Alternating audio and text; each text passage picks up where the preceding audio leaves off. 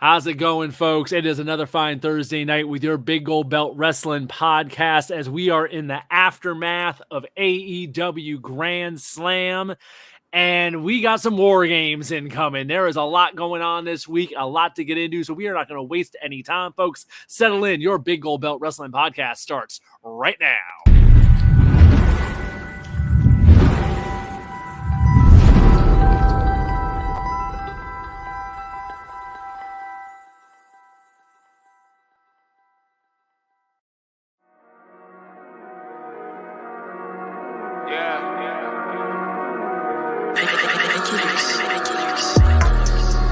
Big gold belt, big gold belt, big gold belt, big gold belt. All I really want, that big gold belt, big gold belt, big gold belt, big gold belt.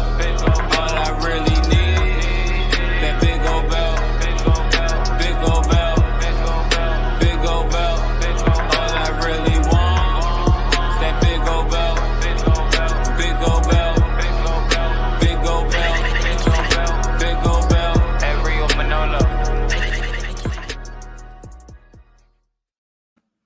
Hello, everybody. How is it going? It's your Big Gold Belt Wrestling podcast. It is Thursday night, 8 p.m., and we are live to talk another week of wrestling.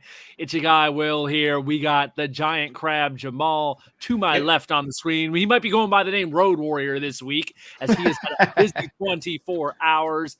And, of course, 2 Chains coming in on the right side of the screen. How's it going? What up? We back. Thursdays. I know you are. I mean, it's not like you hadn't had a festive night yourself, Will. So but we're here. We're here to do what we do.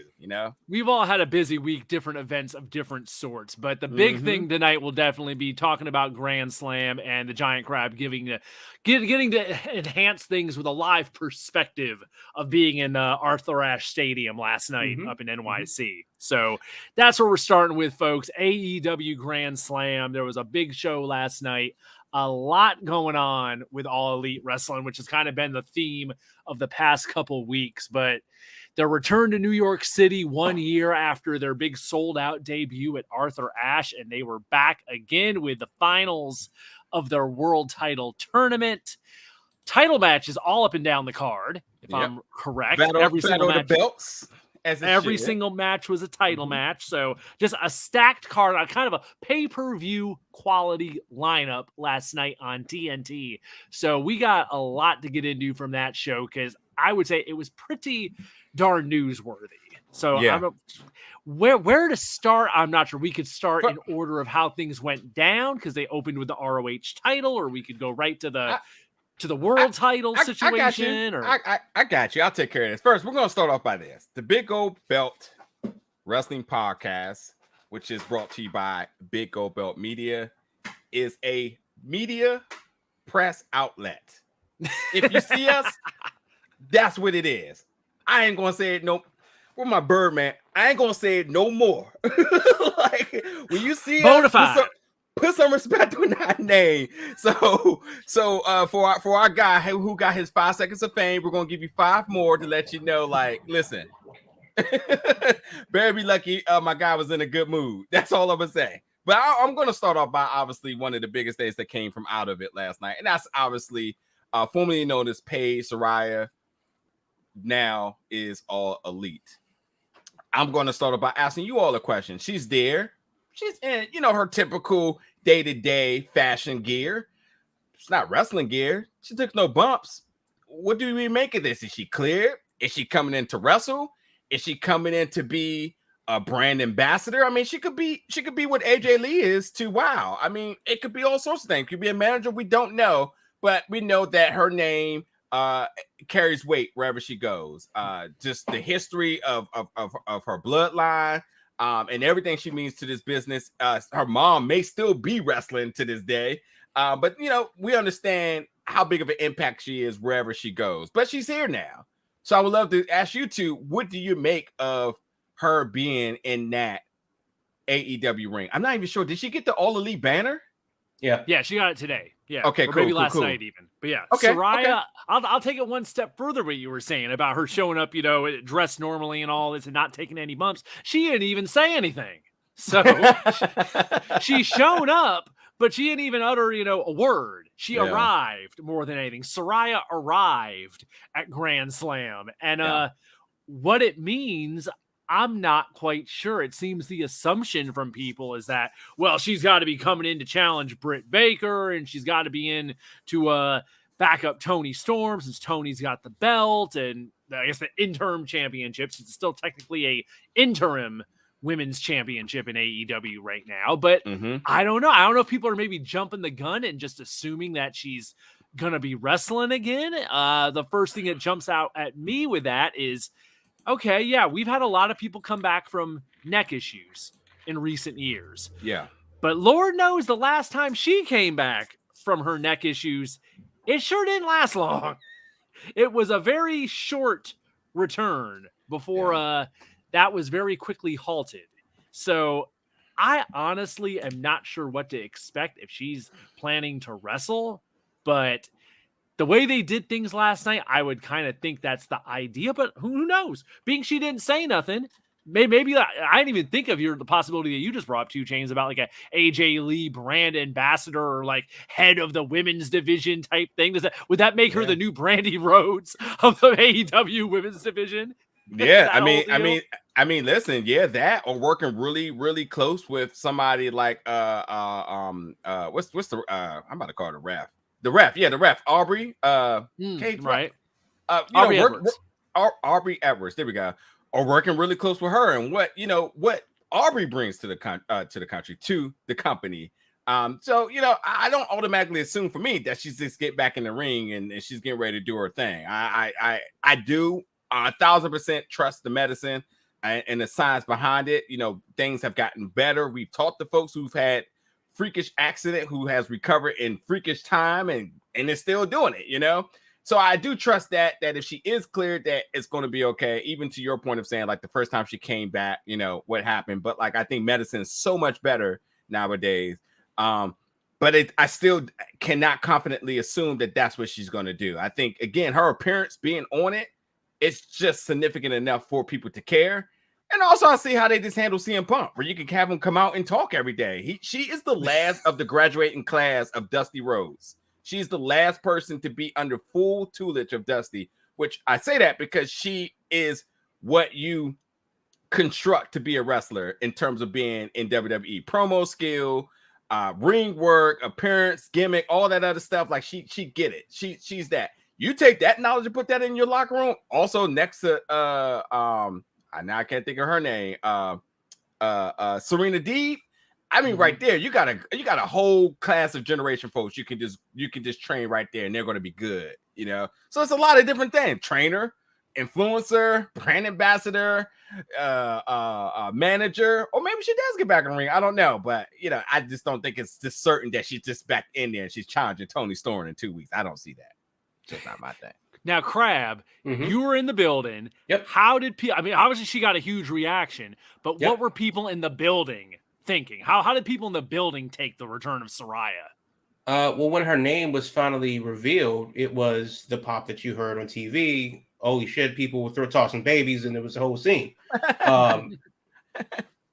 One thing that you guys didn't pick up on that I felt that I noticed was in the ring, she specifically kept screaming that this is her house.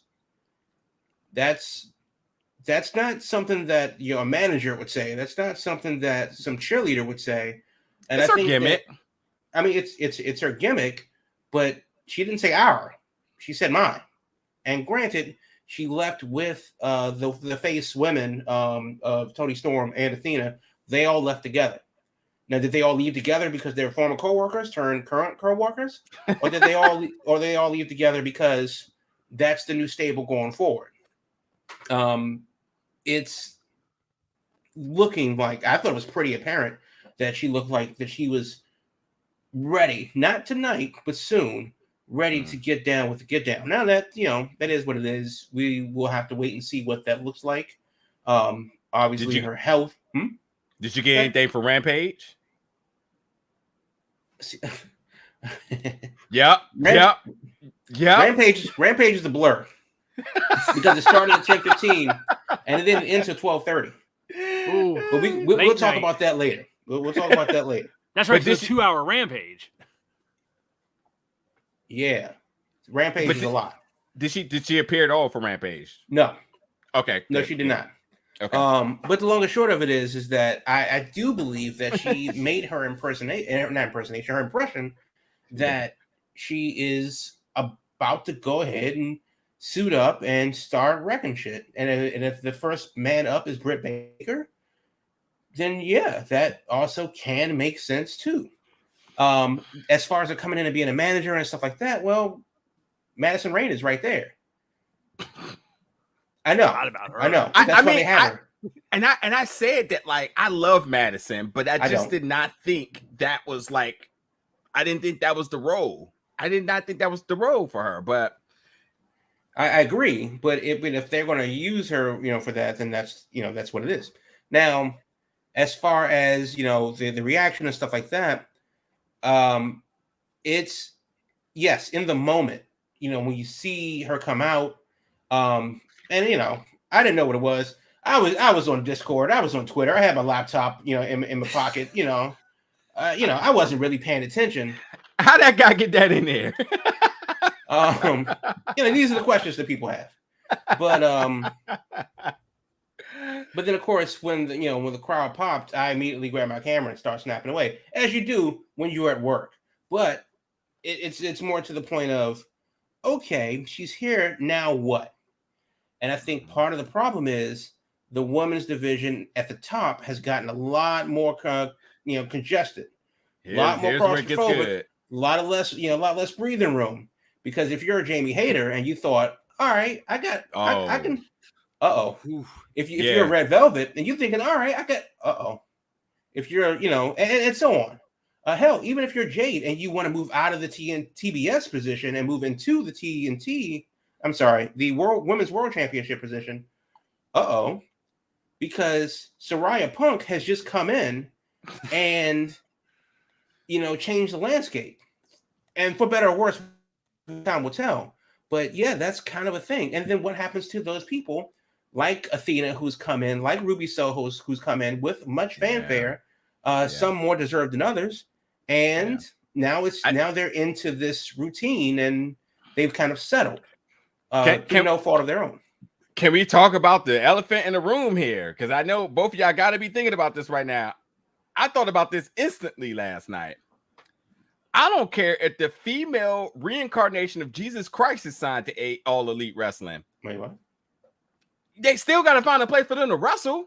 There has been no emphasis on the women's division the entire time. I don't care who comes. That's still the problem to me. Yeah, right. And I know people are like, well, they're giving chance and they're giving prominent spots. I mean, Jade promo in the back was pretty dope and whatnot. The segment they had, but like you have you basically, I think we almost can unanimously agree that the women's division is probably the best in all of wrestling. It certainly don't feel like a showcase of that every single time we watch it. Athena we've talked worked about her that ass forever, off last night. But it does not get the emphasis that it should. We've talked about that forever. And I saw that talk going around today where people were bringing up again the idea that, Saraya showing up, she's the difference maker. This is the one who's gonna change things. And I saw people immediately throwing out. It's like, that's what y'all said for Ruby Soho. That's what you said for Toni Storm. That's what you said for when Athena showed up. Now we're saying it for Saraya. So it's every time it's the big debut, but within a month, where are they at? When was the last time she wrestled? Ooh, God, it's been years. Right. Years. So that's why I say, and this is not, a dig at her, but Saraya Punk has just come into the scene. Be buyer beware. Yeah. And I mean, she's very much like, her life is very much on display. I mean, not display as if you know her day to day, but if you are a fan of her Twitch, as I frequently am, which I'm going to obviously miss because I used to love watching football with her every Thursday after we're done recording, as she has the best football stream on all of Twitch for Thursday Night Football. Yes, that's the plug there. But then she very much tells about where her day to day is, and her when she goes and visits the doctors. And I remember at one point she was saying they were getting really close and stuff like that. But there has been no mention about being in that ring at all. So Right. I gotta go with Jamal on this. I think that's kind of like a given. If she's not going to be in the ring, then what's the point of talking to the doctors? Unless she has laryngitis, she doesn't need to talk to a doctor to be on commentary. Or TJ Wilson. I mean, he's still in the ring frequently. What's his face? Sanjay Dutt will not wrestle again. He's done. He's done. It's a wrap. Yeah. And he's sad. There. We saw his last match though, by the way. Right. And he's there in a prominent way. You know, being featured, but not being physical. Looks healthy too. Lynn. Huh? No, and Sanjay does look like he's like ready to go, but we know, you know what I mean? But we know. we know what it is. And as much as he will come up to that line of, I'm about to take this this jacket off, I'm about to show you what I really was, the player from the Himalayas is all about. He's absolutely working out here. He's working his ass off out there. But we know good and damn well he's not going to cross that line to take bumps in a serious way. Yeah. So it'll be interesting to see, what they reveal, because they obviously know. Mm-hmm. And they know that they have invested in her, they being AEW have invested in her enough to not just have her as a commentator. For what? Not that she's not good, but they're just, there's better commentators. And they already run a 4-man booth. So that's not it. They have her to bolster the women's division. Okay, well, that's not really what they need. They need time. Right. They need spotlight. But not necessarily spotlight, because they have spotlight moments. Those are the 2 moments that they get. Jay got her big promo, which we didn't see in the arena. And then they had one match, and then they have one match on Rampage. Okay, cool. That's your spotlight. Run with it. That's what you get for the week. Yeah. And then, but that's not enough. So it is kind of like, will we see her get the big push? And then we see her for the next, 6 weeks on Elevation. Yeah. And that's unfortunately, a common crutch that AEW has, where it's like, okay, well, we don't really have the equity for you. So this is what we'll give you right now until a slot opens up, and then we'll run with you then. Yeah. And that then doesn't have to be next week, next month, or next year. It's whatever. And everybody just kind of waiting the line to get pushed. And then hopefully something takes off, and then sometimes it doesn't. All right, so what up? Well, let's move to a next point. We'll see what happens with her. So I wish her the best, but as far as like the event itself, just the whole spectacle of AEW Grand Slam. It was in Flushing, Queens, out there at Arthur Ashe Stadium, part of the U.S. Tennis Association complex. They had it last year. One thing I noticed is that things were a lot smoother getting in. The doors opened at 5:30. And the complex itself is massive, and there's like 4 10,000 seats tennis stadiums in the complex, along with Arthur Ashe, which is like 23,000, and then a shit ton of courts and stuff like that, because they have the whole U.S. Open there for 3 or 4 weeks. So there's definitely a lot of room for people to disperse. And last year it was a chore. It was airport-like security getting in through the doors, because there was so few checkpoints, and people underestimated the crowd. It was a mess.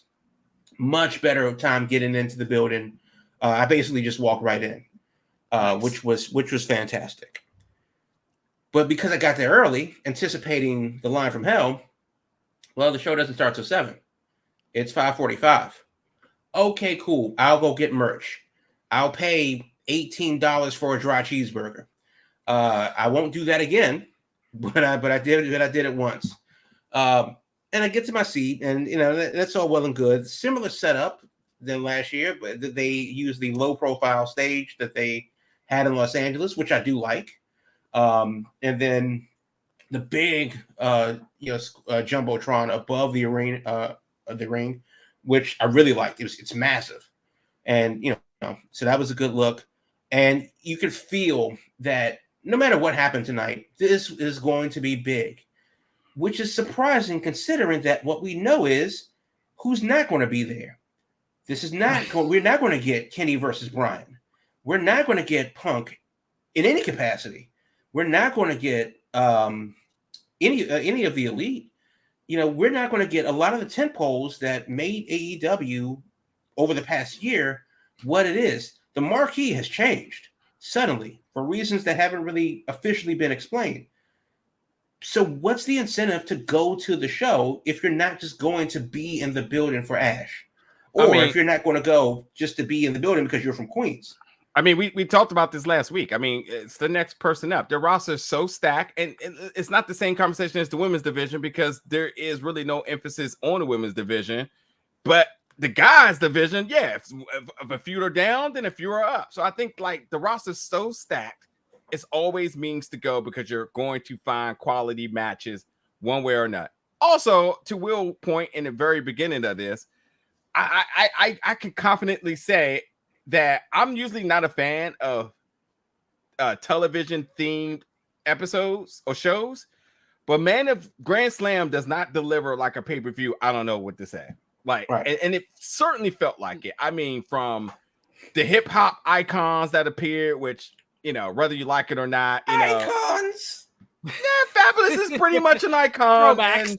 And Trina is an icon. Let's call it what it is. So they show up. That's a pretty significant deal. Although I thought like Fabulous was canceled and I have no clue how he just. That's what I'm saying. Like, icons.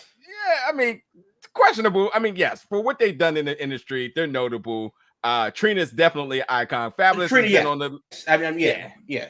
And I love how they worked that because we didn't see it in the arena. Right. And on top of that, I mean, the biggest thing is it gives Jade the ultimate rub. You look at Jade, you see Star.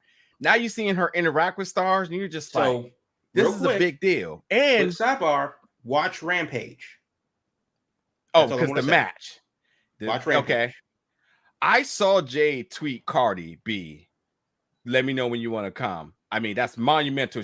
If Cardi B showed up yesterday, just say it. Well, that'd be interesting. Apparently, consider how much Cardi's been talking about WWE lately. That'd be Jade has been very interesting. Yeah, but Cardi Jade has been doing that because the baddies kind of started organically on Twitter and it became a thing, and she worked it into a storyline. Jade's been honestly low key top 3, carrying the company, not necessarily the division. Yeah, and not from a wrestling standpoint, from a branding standpoint. And again, you start to get black media and black outlets involved, where you got the Hip Hop XL, you got Complex and Shade Room. You get these other folks looking into it. I mean, people that weren't talking about the product before are interested now. Has an eye on it for sure. There's definitely an eye as to like, what is this? You can say whatever you want. Oh, this is not WWE or this other brand, whatever it is. I don't care how you look at it. They're looking, and that's big. And I looked at all of my usuals this morning, and Jade is everywhere. Jade and Trina is also getting a little bit of resurgence rub here too. So like it worked for both. And Fabulous, obviously, but Jade, I mean, top 3. I'm not talking about wrestlers. I'm talking about the stars of that company. And this is another moment. They give them credit though. People talk about, well, and this is actually what I said to preface all of this is that AEW, the marquee has changed, and there's obviously need to get back to building stars and homegrown talent and all the things. But this is one example of what that looks like, and it's a damn good thing. Now, as far as the show, Dynamite, it was what it was. What you saw at home was what we saw in the building. One thing that was interesting is, though, that it was not sold out. The first 2 levels were largely full. The upper level, not so much at all. Entire sections were empty.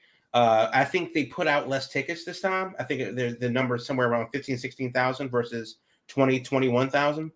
But either way, a good night overall, as they probably got 14,000, 15,000 in there, but it definitely wasn't the overwhelming crush of people that it was last time. And what a difference 3,000 or 4,000 people make. One thing that was interesting about the show itself, yes, every match on Dynamite was a championship match. Yes, it was. I didn't know what the card was going in, but I'm like, well, wait a minute. Why is Bobby Cruz in the ring? Why is Bobby Cruz here? Why is any Riccaboni here? Oh shit. Okay, well, they're obviously doing a Ring of Honor thing, which is cool. It was good. And you know what? For me, because I knew that I was staying through Rampage, they made my bathroom break right on time. And it was couldn't have planned it better. But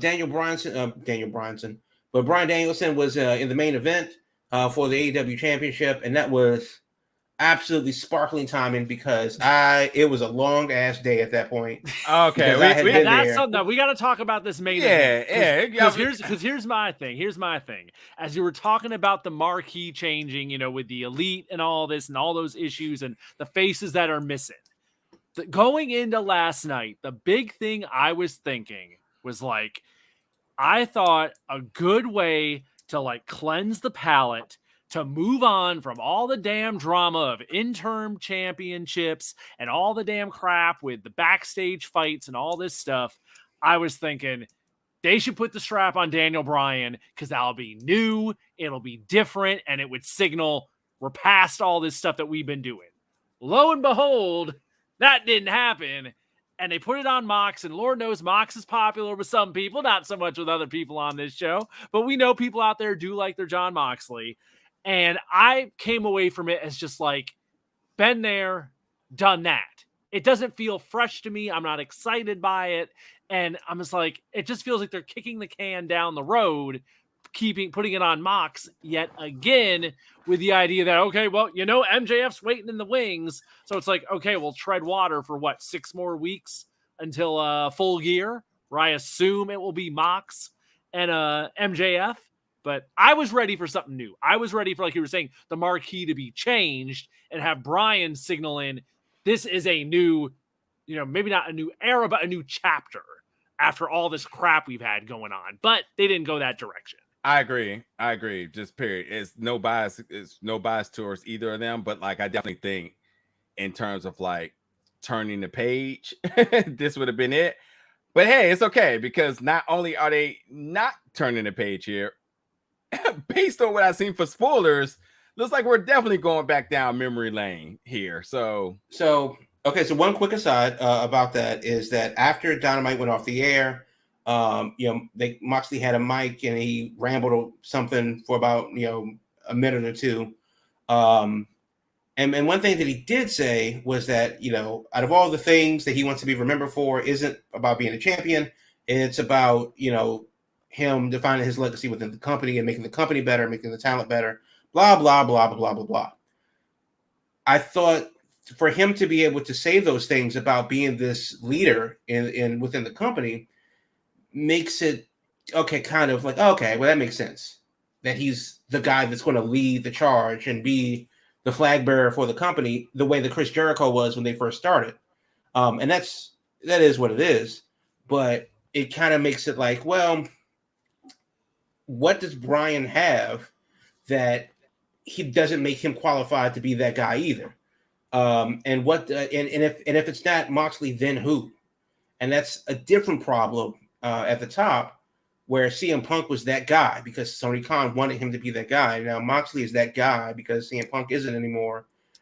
And then who? So who will Moxley elevate? And the spoilers aside, but who will Moxley elevate to bring the next man up to that level? Because for whatever reason, Bryan's not tasked with doing that, even though I believe that he could. That's going to be, if he wants to talk about legacy, I think that's where it lies. How does he bring the next man up if the roster is allegedly so stacked? For sure. But then considering what happened on Rampage, but I've already said that, like, when it comes to Bryan Danielson, his working him in the ring is the ultimate rub. So that's all you need to get. You get a match for him for whatever bit of significance, and it's like, oh, you're gonna have eyes watching. You're gonna have real well-respected figures within the business, casual fans, hardcore fans. Anybody that works him is a big deal, and I think that's where his job is he is that in-ring general that can make anybody look good. I don't really want to go back down that path upon folks that he walks circles around. And also, Also, I mean, when you think about it, you also don't want that to happen again too. So they kind of veered from that pass, but looks like we were pretty close to it. But I want to say before we get to break, because you kind of skipped over real quick, what is everybody's thoughts about Jericho winning the ROH championship? That was the one other thing I wanted to touch on too before break. Chris Jericho, ROH World Champion. When I saw that, I was just like, first thing it reminded me of was when Jerry Lynn was made ROH champ because of the damn Wrestler movie coming out. And they had to we got to do our version of Randy the Ram. And it's like, okay, yeah, he's got name value. And maybe the idea is, okay, his name value will help us get this TV deal that we're supposedly trying to get, that I still have my doubts about is really going to happen. But other than that, unless the hope is that Jericho's name can help get them TV or get them something of some sort, I'm not into it. I'm not into the idea of ROH with an older guy like that who's done everything already as the champ.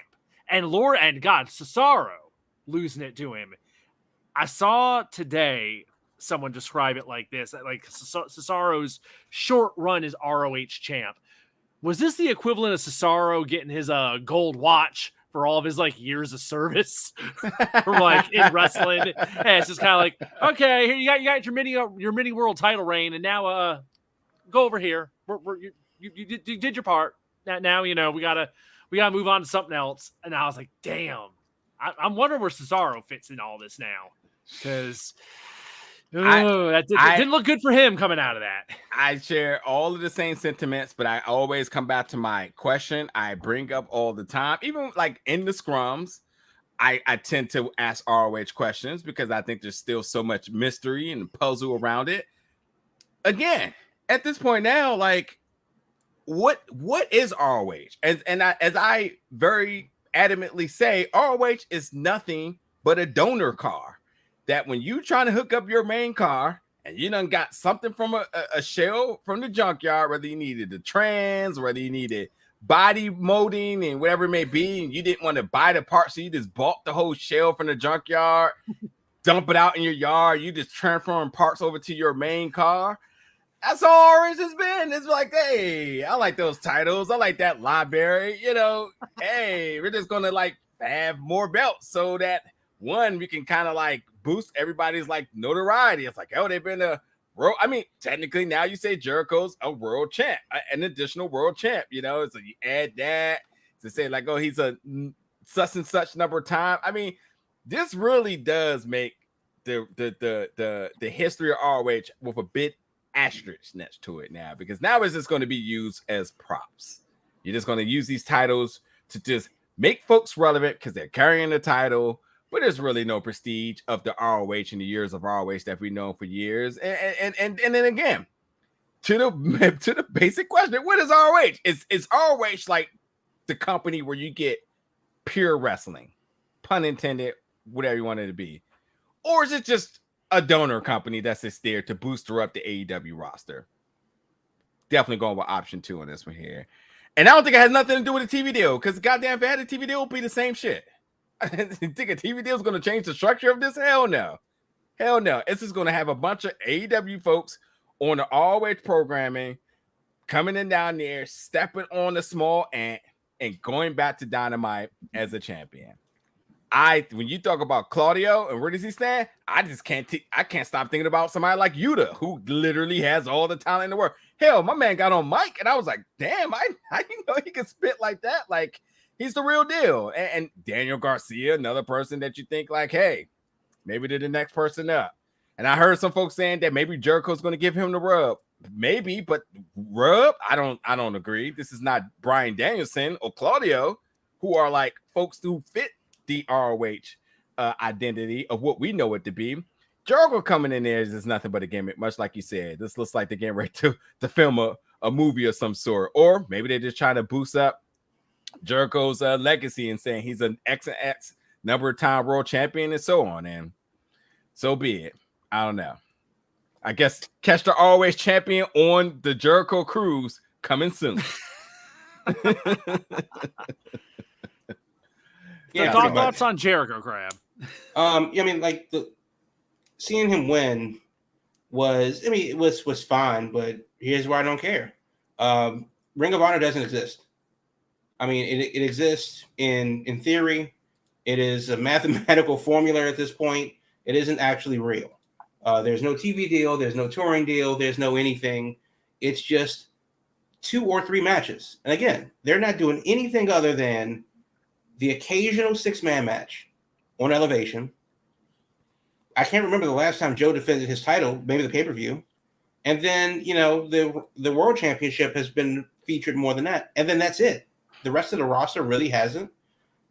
It's just been kind of this rudderless ship. So Jericho being champion of ROH is fine, but it doesn't really mean anything. And that's unfortunate because of ROH's legacy that precedes it and all this other stuff too.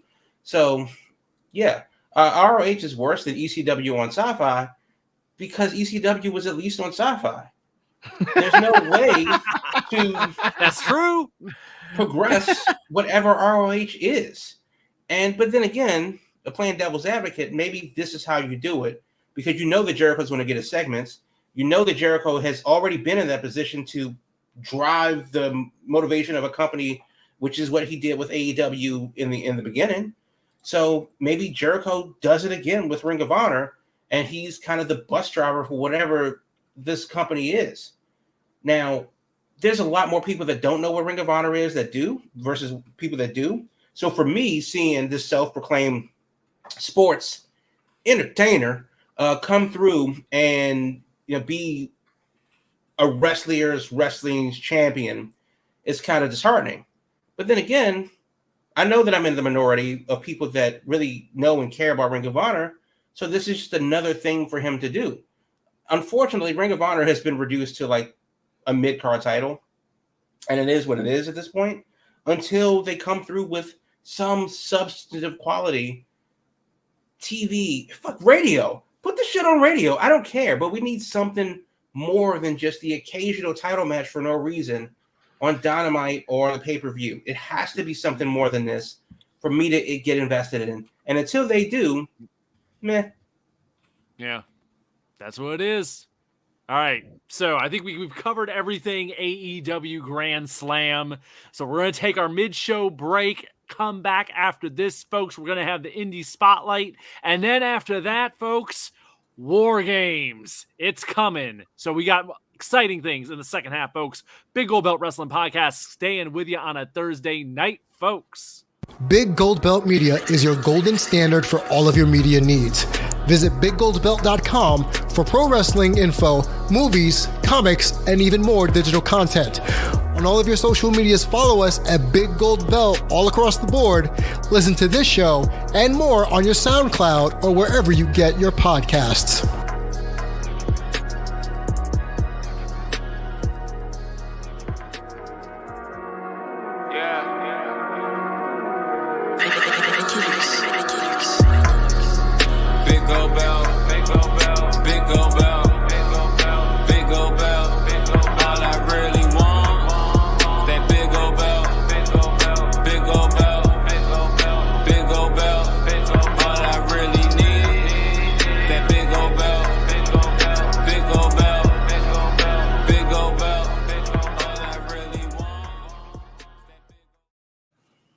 Thanks again for joining us tonight, folks. A fine Thursday night with your Big Gold Belt Wrestling Podcast. And when we come out of halftime, we always like to shine a spotlight on the indies. So Giant Crab, take it away with your Big Gold Belt Podcast Indie Wrestling Spotlight.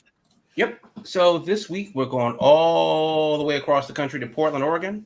It's Prestige Wrestling this coming Sunday. It's called Talk is Cheap. It's 21 and older. So leave the kids at home. It's a school night anyway. Little asses should be in bed. But 21 and older, so do remember that. They're not playing games. They're checking IDs at the door. If you're 20 and 9 months, go home. 21 and older. So you can get your tickets at prestigewrestling.net. One of the big things about that match, about that show, which looks interesting, the Workhorseman is going to be on the card. Alan Angels is going to be on the card. David Richards is going to be on the card. I am pretty interested in the show as a whole, and of course, It's going to be at the Hawthorne Theater in Portland, Oregon. 7 p.m. Bell time. VIP tickets are available. You can get your VIP-ness on at 5:15. General admission at 6 o'clock. And I say 21 and older. It's not a game. But a lot of the things out there that they're doing. I mean, Prestige is one of those ones on the West Coast that really needs to get a lot more love than they do. So I'm glad that they're able to come out there and bring some big names, and Bobby Fish. But already making the indies, already getting his indie dates. Yeah, good for him. He has bills to pay. But so I mean, like, just really quickly now, topic. But like, does that mean that AEW doesn't have that 30-day complete calls or anything, or no? He's done. He's out. So that's it's wrap. But for tickets and info, prestigewrestling.net this Sunday, 7 p.m. out there at the Hawthorne Theater, 1507 Southeast 39th Avenue in Portland, Oregon. If you know, and you just be over 21. Prestige Wrestling talk is cheap, and that's the indie spotlight for this week. One quick thing about Grand Slam that I can't understate enough is that it was a long event. It was a 7-hour affair. The ticket, it said doors open at 5:30. Cool. You get your merch, you get your seat. Elevation didn't start till like 7:15, and they had 2 matches. Dynamite started at 8, and Rampage started at about 10:15. It didn't end to 12:30 on a Wednesday. Ooh. On a Wednesday. So, and I don't live in New York, so it's it was a long road after midnight back to the hotel. A long road, down Amtrak, back home, and I'm glad that I did and was able to make it here today. But yeah, Khan has kind of been asked about this before, where it's like, hey, if you want less wrestling for the same or more price, I'll give that to you. Yeah, give it to us. I mean, we already know that the show is going to end at midnight, but when it's 12:45 and I'm just getting on the train because it's 12:45, no, you can't. It was one of the things that didn't make it to TV was Khan came out and said, "Hey, we got a great Rampage. Everything is awesome." What else is there was new? 8 matches on Rampage. 8, and it started at 10:15. Now, Rampage was good. Watch the show. That's all I'm going to say. No spoilers from me. Rampage was good. Watch the show. But it was a marathon, and it was definitely an event. And that's one of the things that I liked about. And I'm not complaining. I'm literally complaining about it. But that's actually the thing I liked about it. It wasn't just a Dynamite. It wasn't just an Elevation. It wasn't just a Rampage. It was bigger. Maybe not necessarily better, but goddamn if it wasn't bigger. So if you go to this thing that is Grand Slam, you know that what you're getting into is a 5-hour-long ordeal at minimum. Your night will spill into the next morning. It's like one of their pay-per-views, except it has commercial breaks. It's the money of the bank of AEW, where it's the 5th pay-per-view that's not really one of the big 4, but it should be, but it isn't. But let's just say that it is. And that's kind of what they're doing. It really felt like a pay-per-view with commercial breaks. And that is what it is. But yes, I will be there next year. I'm going to need to plan my hotel better. But Hilton, I need you to put us a hotel right out in front of our stadium. Go ahead and make it happen. But yeah, it was a very long day that ended this morning. I think that's a good segue. You talk about the big 4, big 5, because I know in the second half we're about to talk about Survivor Series, and I'll let you bring us in proper. But I think that's my biggest question is when we always reference WWE in terms of their big 4, where we kind of inherited Money in the Bank as part of being the big 4. Even Pat McAfee at one time, I think, nodded to it being part of it, and they officially announced it as like the big 5 now. But there was always a little bit of discrepancy for me, especially somebody who travels for WWE, and you're like, well, I know the ones I want to go to. I love the gimmick pay-per-views. I love the Royal Rumble every January. I love Money in the Bank and the different locations that they put it. WrestleMania, yes. SummerSlam, maybe.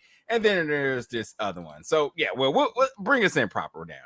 Yes, that's a good segue, because Lord knows we've talked about the big 5, the big 4, and I know it's come up in recent years where I've definitely said that Money in the Bank had usurped Survivor Series and would be higher on the pecking order now as a hotter show. And Lord knows I love me some Survivor Series. I love the elimination matches, but the formula just hasn't been great in recent years. Lord knows the only talk about that show for years now has been the brand versus brand thing that's completely meaningless in the end. With no stakes, it's like Raw versus SmackDown, the 1 year with NXT involved, but once the show's done, it didn't make a damn difference who won or who lost, and it was always like, well, what's the point of all this? It was a very odd show. So this week, we got some exciting news. There's going to be some switching things up. So our friends at The Ringer, our man Brian Waters, who was on here recently with us, our good friend, the folks at The Ringer got an exclusive from Triple H himself. And Triple H revealed this week, Survivor Series, as we know, is coming to Boston. Tickets are on sale. They've been moving very briskly. And then if it wasn't already exciting, and also it's part of Thanksgiving weekend again, it will be Saturday after Thanksgiving. So it's part of the long holiday weekend. But the big news is it is now Survivor Series WarGames. And there will be 2 WarGames matches at Survivor Series, a men's WarGames and a women's WarGames, just like how they did it in NXT. There will be no brand warfare anymore. He said they will be storyline driven matches. So of course people immediately start thinking Bloodline got to be in there, Damage Control got to be in there. You know, they go, well, who are they going to use to form teams on this thing? But we are going to have 2 WarGames matches as part of Survivor Series. And I guess in a way he brought up that the idea was, you know, Survivor Series needed to evolve. So this is how they're going to evolve it. They're bringing WarGames up from NXT, doing the first ever WarGames on the main roster. So I guess first, before we go anywhere else, thoughts on how much of a difference does this make? I think it's exciting. I think it's exciting, but yeah, how what do y'all think? Does this make Survivor Series interesting again? First of all, the Triple H era has already been very interesting. So him being more of a public face of the company, Vince doesn't do interviews. So that now that Triple H steps into the Vince role and does interviews, getting news coming out about WWE in the way that we are. Again, shout out to the Ringer, shout out to our guy Brian H. Wars and all of the Ringer crew, by the way.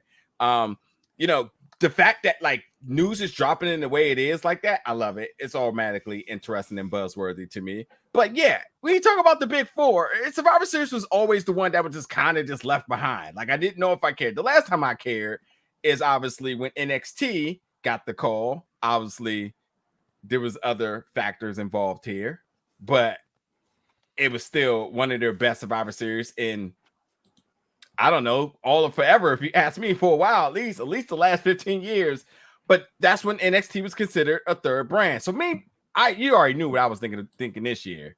Oh, this is the year that NXT will be a third brand. And then he shut that down in that interview that he did with BT Sports and said that they're just the developmental. So there goes that thought. So I'm like, oh, well, shit, Survivor Series is going to be boring again. I'm not going to care because it's just, I don't know. It just never really made sense to me. You got like teams and then you just say, oh, yeah, throw Sheamus on there. We need a 5th person. Like it just never made sense. But yeah, this is interesting because it's different.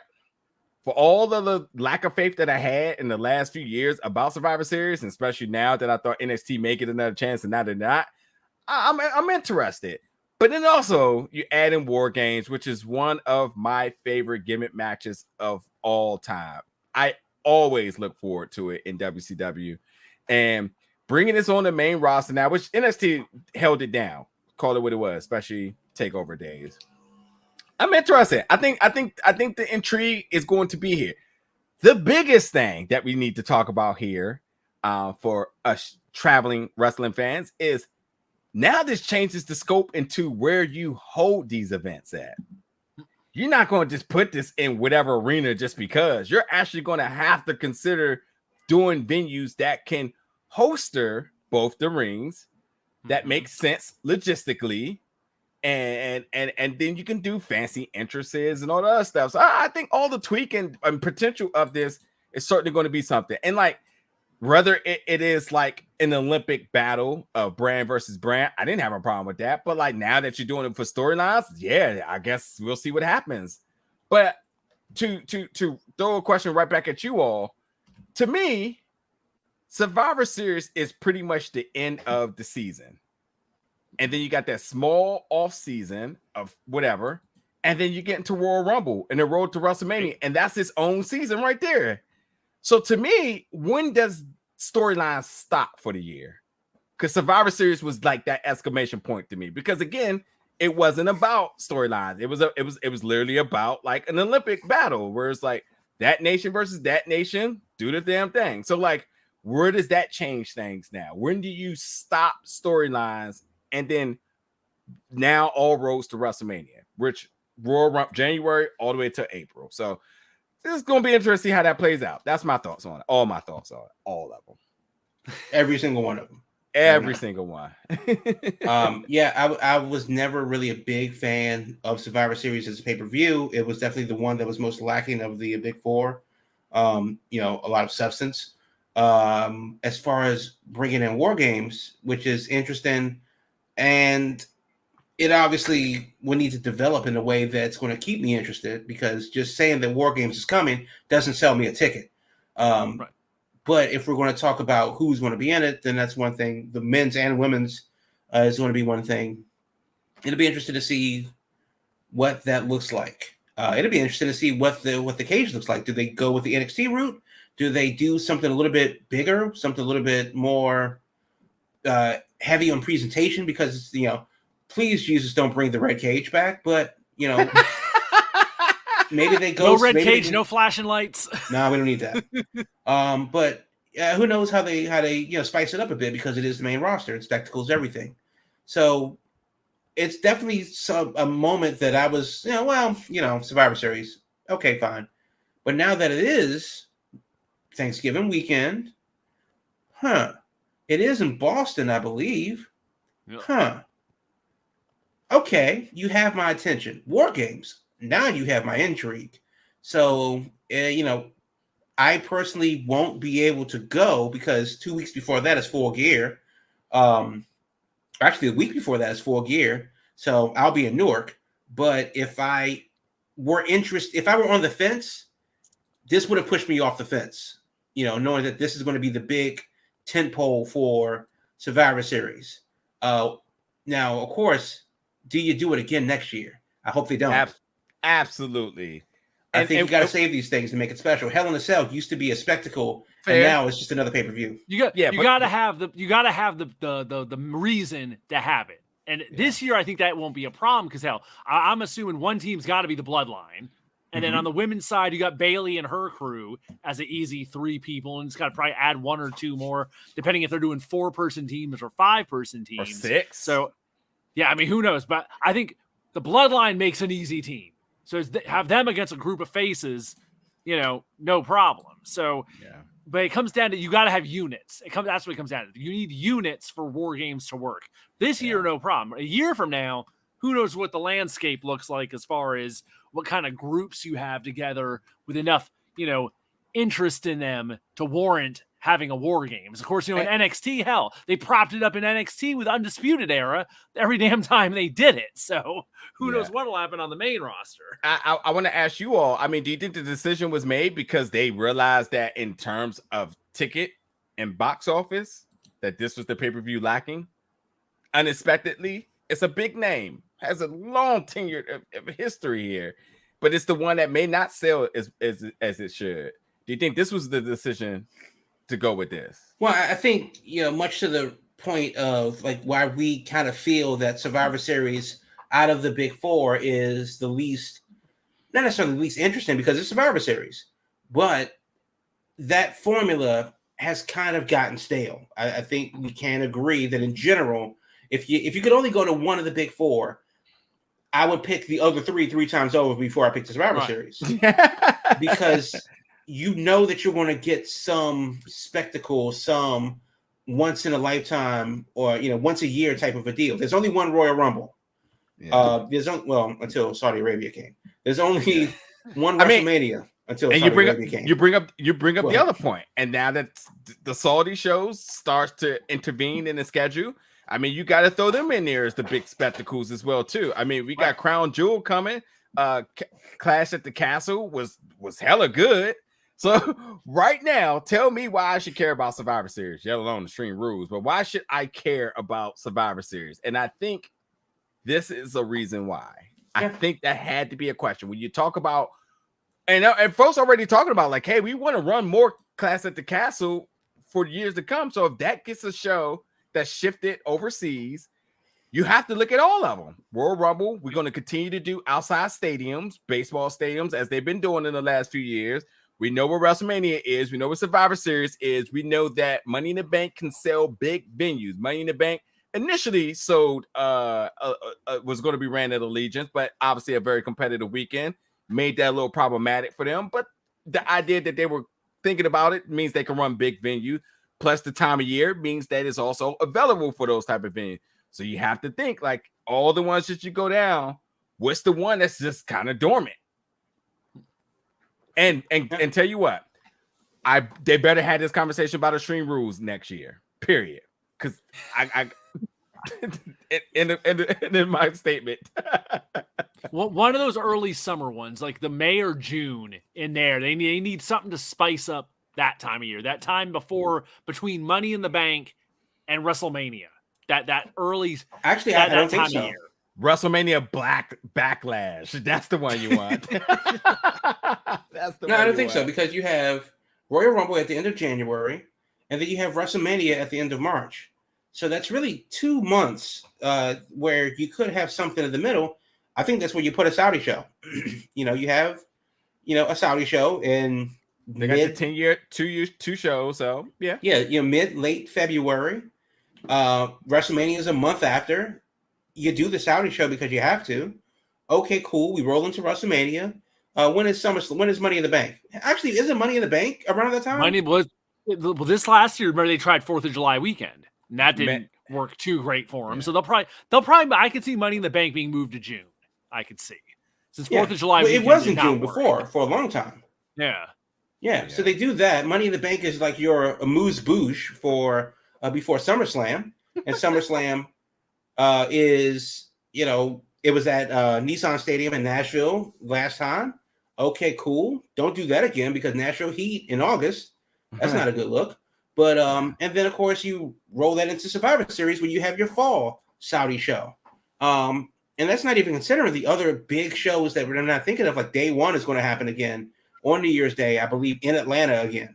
And there are a couple of other premium live events, whatever they decide to do in Europe. Maybe they sneak another show in Japan at 5 a.m. I don't know. But, you have your 2 Saudi shows, you have your 4 pay-per-views, and you have one more European massive live event. I think that's enough.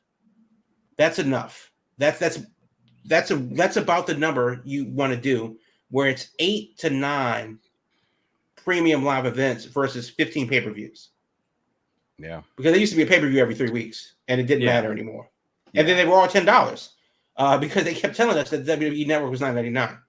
So they have galvanized the importance of the pay-per-views by oversaturating the market with them, and then giving it to us part of the subscription. And then now they're pulling the curtain, they're pulling it back a little bit. We don't have as many premium live events anymore.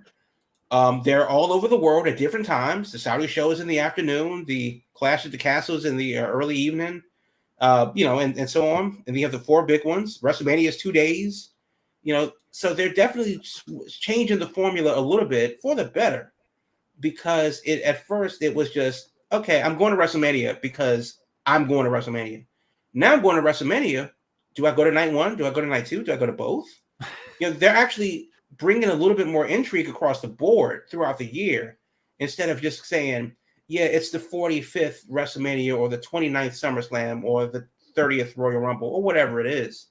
It's actually a plannable event now. Get your calendars ready.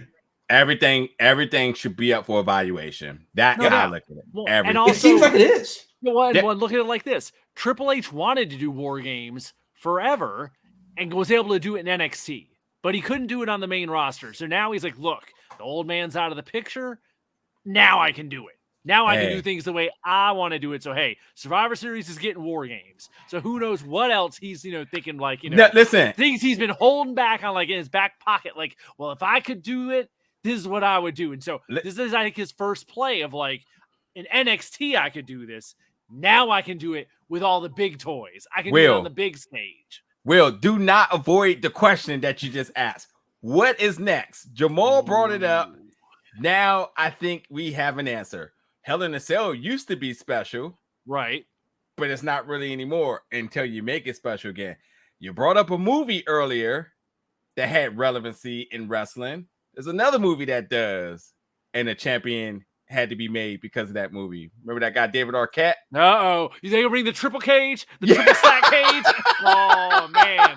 If they bring back the Ready to Rumble triple cage from WCW, man. I'm dying to be there for that. I will be there. Swear to God. If they start bringing back stuff like that and like scaffold matches, if they go like really down the WCW rabbit hole with like some of their way out there gimmicks, oh my God. Yeah. Hey, why not? Why not? We might have a junkyard battle royal like they had that time. Yeah. You never know. Who knows what's but that's what happened in NXT where they were, they did Halloween Havoc, they did In Your House, they did a couple other pay-per-views, Great American Bash. Yeah. Yep. So, they have the licenses. Use them. Yep. Give me Starrcade. Please give me a show that's Starrcade. And listen, I know we're coming up on time. Last thing I'm gonna say, also NXT, time for you to reevaluate everything. I think the takeover recipe worked. I think you easily can go back and do it and just put on 4 solid match and 1 pre-show match without any gimmick. But hell, if you can use the branding to kind of give it a little bit of oomph, I mean, give me Halloween Havoc. Of course, I'll take that. Great American Bash. A Bash at the Beach, Starrcade, as you mentioned. What else are some other notable ones? Super Brawl. Wow. Yeah. Super Brawl, Slamboree. Yeah, Slamboree. Yes, sir. Yes, sir. I'd be all for that. Yeah. Well, NXT definitely could use a kick in the pants. And you know who would eat all this up? Cody Rhodes gonna eat up all that WCW stuff with a spoon. God, I'm sure he heard WarGames coming back, and he's gotta be that rehab probably kicked in extra hard right away. Like, I could be in a WarGames match. I can only imagine the doubling down he's doing on the rehab now as soon as he heard WarGames on the main roster. Yeah. Is there anything else we need to touch on as we have reached our hour this week? Any other little details? Not this week. There are bigger things happening in October that we'll cover. The one thing that I will mention, and we will definitely talk about this later on when it actually happens, is the International Women's Grand Prix for CMLL. They're bringing them all in from all over the world. Yeah, Lady Frost. I'm very interested in it. Good on Lady Frost for being down there in Mexico City. I'm seeing some names pop up from Japan, seeing some names pop up from South America. I need to see this. So hopefully CMLL gets their shit together and gets a U.S. distributor because this is very interesting. But we'll talk about that because it happens in about a month. There we go. We got time to get into it. Lots of exciting stuff coming in October as we now enter the fall season of wrestling. Fall Brawl, baby. There you go. That's another one we forgot about. Give me all WCW IP. Anything WCW, I'm a sucker for. So let's do it. I'm Triple H. We're telling you. Come on. All right, folks. Oh, yeah. And we should mention that. Shout out to WWE for getting them more paid holidays. That's right. They picked up Juneteenth. Yep. And Thanksgiving Eve. Right, which makes sense because they're gonna have to work that Saturday now. Since Saturday's gonna be Survivor Series. And what else was the other one? A floating one. They said a floating one. Yeah, Thanksgiving. Yeah, and a floating holiday. Yep. So good for them. There you go. Times are changing. Little adjustments here and there. So, Yep. All right, folks. Another fine Thursday night with your Big Gold Belt Wrestling podcast. Thank you so much for joining us. We are here every Thursday night, 8 p.m., streaming on all kinds of platforms: YouTube, Twitter, Twitch, all over the place. And then, of course, on Friday, the podcast version drops. So if you can't watch along live, you can always download the next day and check out what we're talking about each and every week right here with your Big Gold Belt group, brought to you by Big Gold Belt Media. Now, help me here, 2 Chainz, with the social media. I know at Big Gold Belt on the Twitter, on the Instagram. Is it at the Twitch also? Is it everything Big Gold Belt? You damn right it is. Big Gold Belt on all social media. But hey, if that is a little bit problematic for you, you cannot remember something so simplistic, something that I worked so hard to accomplish for you all. BigGoldBelt.com. All the social medias and everywhere you need to find us is on the website. So that's YouTube, Twitch, all down the board, all of the audio podcast platforms on YouTube as well. So there you have it. Mash that subscribe. Mash that subscribe button. Do that thing like the kids saying, mash that subscribe button. So, folks, thanks for joining us. We will see you next week. Watch some wrestling, have some good times, and thank you for tuning in, folks. Talk to you later. All I really need, that